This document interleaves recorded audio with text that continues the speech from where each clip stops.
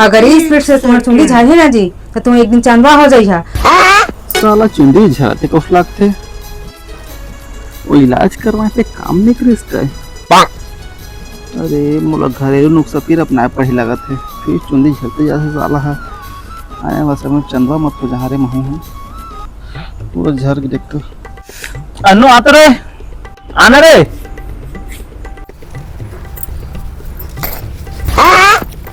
का हो गया जी? अरे बोला छोड़ इतनी आना का थोड़ा सा काम है दोस्तों। का हो गया जी? अरे मोर चुंडी झरा थे कुछ लगा था देख तो।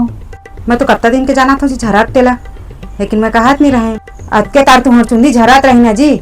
माँ है जी तुम्हारा तलाक दे के मैके चल दी हाँ, फिर तू करत रही अपन मन के। अच्छा लेकर ले बात। मैं साला चुंडी बचाए बा का उपाय नहीं करते रहे घरेलू उपाय करके थक गए हैं पूरा। यही बात रही तुम पहले नहीं बताएगा बैगन ले ले ठीक है ठीक है ठीक है।